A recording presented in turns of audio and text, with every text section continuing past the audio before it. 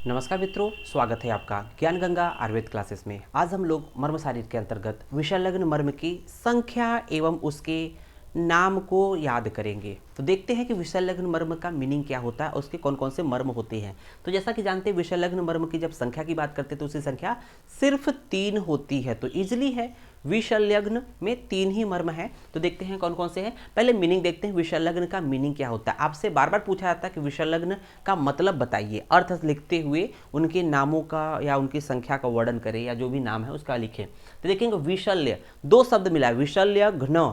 एक टर्म है आधा में घ्न, जहां कहीं भी आधा घ और न जुड़ जाए, घ्न जुड़ जाए, उसका मतलब होता है उसका नाश या मृत्यु। तो विशल्य, जैसा कि नाम है, शल्य का मतलब फॉरेन बॉडी। लेकिन जैसे ही फॉरेन बॉडी को शरीर से रिमूव कर देंगे, मान लीजिए फॉरेन बॉडी यहाँ पर अटैच है, इसको हटा दिया तो कहेंगे विशल्य हो गया, मतलब शल्य रहित हो गया। पहले शल्य अटैच था, बॉडी में था, उसको हमने रहित कर दिया, हटा दिया, मतलब विशल्य। तो इसको कहते हैं शल्य को शरीर से बाहर निकालना, विशल्य, अर्थात शल्य रहित या शल्य विहीन।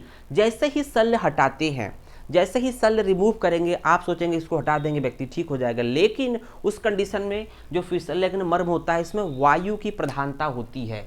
इसमें क्या होता है, वायु महाभूत की प्रधानता होती है।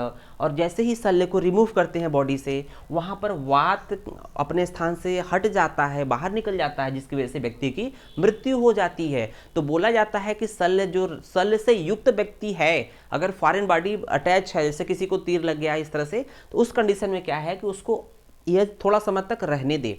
रहने देने से क्या होगा कि जो वायु है या जो रक्त है, वो उसका जो स्राव नहीं होगा, वात रक्त के साथ स्राव, वात भी अपने स्थान से हट जाएगी। तो उस कंडीशन में जब कभी भी घाव अपने आप भर के शल्य बाहर निकलेगा, जब घाव भरने लगेगा, अगर शल्य निकलता है, तब उस समय व्यक्ति जीवित रहता है।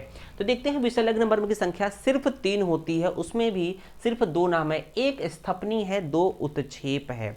एक स्थपनी मर्म है जिसकी संख्या यहाँ बताई गई है, भ्रू मध्य, दोनों भ्रू के मध्य में ये है स्थपनी। और एक उत्क्षेप कहीं न कहीं इस सिरो रीजन में बताया गया, सिर के प्रदेश में बताया गया। देखते हैं नाम कैसे याद करेंगे। तो देखेंगे, विशाल उत्क्षेप की स्थापना करो। विशाल मतलब बहुत बड़ा, विशाल उत्क्षेप की स्थापना करो। विशाल का मीनिंग विशल्यग्न हो जाएगा। उत्क्षेप का मतलब उत्क्षेप एक तरह से मर्म है, और स्थापना का मतलब होता है स्थपनी। तो विशाल उत्क्षेप की स्थापना करो। तो विशाल का मतलब विषयलग्न मर्म में कौन कौन से मर्म जाएंगे, उत्क्षेप की संख्या 2 और स्थपनी की संख्या 1। तो इस तरह से एक लाइन में, छोटी सी लाइन में हम लोग का जो विषयलग्न मर्म है वो क्लियर हो जाता है और कोई डाउट नहीं रहता है और हमेशा के लिए याद हो जाता है। धन्यवाद।